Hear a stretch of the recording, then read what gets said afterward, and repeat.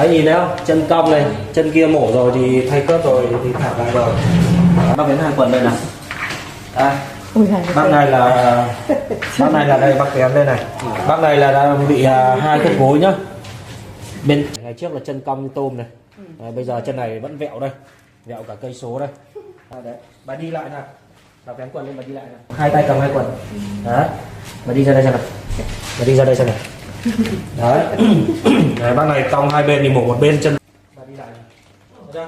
Nó phải rất là nặng thì nó mới cong được như thế này. Đấy, nhìn thấy không? Chân cong này, chân kia. Đấy, cong như thế này. Đấy, cái chân này, cả 2 chân đều bị cong vẹo vào trong đây. Đây là những trường hợp thoái hóa khớp gối nặng là cái chân nó sẽ bị vẹo vào trong. Năm nay bao nhiêu tuổi? 70 ạ. Cô đã điều trị những cái gì rồi? Chưa điều trị gì ạ? Trước đây cô đã tiêm chọc hay là truyền chất nhờn. Truyền chất nhờn uống điều trị cái gối này này. Hút dịch mấy lần rồi. Thuốc men thì uống nhiều chưa? Cũng uống nhiều. Uống nhiều rồi đây. Các bạn có thể nhìn đây đây. Khớp gối của một người cái thoái hóa đây, nhìn đây. Đầu gối nó gồ lên đây. Đấy. Đấy, với thứ hai là cái trục của nó bao giờ nó vẹo vào trong như này. Đấy.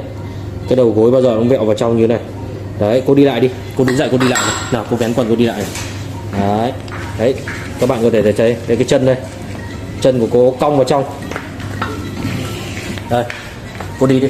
Đấy, cái chân này, cả 2 chân đều bị cong vẹo vào trong đây. Đây là những trường hợp thoái hóa khớp gối nặng là cái chân nó sẽ bị vẹo vào trong nhá. Đấy, những trường hợp như này sẽ phải chỉ định thay khớp và đương nhiên là sẽ phải thay từng bên một. Đấy, bên nào đau hơn thì mình sẽ thay trước, sau đó thì khoảng 2 đến 3 tháng khi cái khớp cũ nó ổn định thì mình sẽ thay nốt cái khớp mới nhá. Rồi cô quay lại cô đi rồi nhé. Đấy, chân này, 2 chân vẹo hết rồi đây, như con tôm luôn. Đấy. Đây nhá, hôm nay mình cho các bạn phim đây. Trên phim mình có thể thấy rõ đây này. Đây là cái khe khớp bên này là bị hẹp đây. Đấy, khe khớp bên này bị mở rộng, gối bị lệch vào trong cho nên là khe khớp bên này nó hẹp. Đấy, ngoài ra các bạn có thể nhìn đây, đây là cái sụn khớp nó bị bong ra, nó trôi lơ lửng này. Đấy. Ngoài ra là trên phim nghiêng đây. Đây, trên phim nghiêng có thể thấy đây, các cái cục sụn, gọi là cục sụn lơ lửng khắp nơi đây. Đấy, sụn trong khớp lơ lửng khắp nơi đây. Đấy, cái này sẽ phải thay toàn bộ bề mặt khớp đi nhá. Cố lên. Anh đau dữ lắm rồi. Wow. Em phải hỗ trợ anh ạ. Anh đau quá đi. Cố lên này.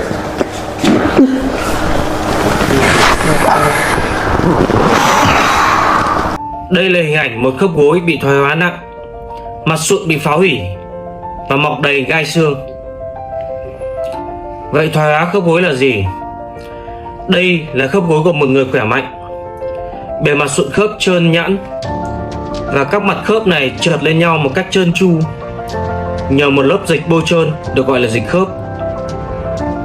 Thoái hóa khớp gối là tình trạng bề mặt sụn khớp bị phá hủy dần dần. Lượng dịch khớp bôi trơn khớp bị ít dần đi và sự phá hủy của bề mặt sụn khớp sẽ kích thích khớp mọc lên những chồi xương được gọi là những gai xương. Nguyên nhân của thoái hóa khớp có thể là do tuổi già, có thể là do chấn thương và cũng có thể là do sử dụng khớp quá nhiều và liên tục. Ngoài ra có thể do các bệnh lý viêm khớp khác nhau như là viêm khớp dạng thấp, viêm đa khớp hay thậm chí là gút gây phá hủy bề mặt khớp. Điều trị thoái hóa khớp gối rất phức tạp, phụ thuộc vào tuổi, triệu chứng lâm sàng cũng như mức độ thoái hóa. Các biện pháp điều trị có thể bao gồm từ nhẹ tới nặng như là sử dụng thuốc, giảm đau, hạn chế đi lại, vật lý trị liệu, cho đến nội soi, phẫu thuật rửa khớp và nặng nhất đó là thay khớp gối nhân tạo.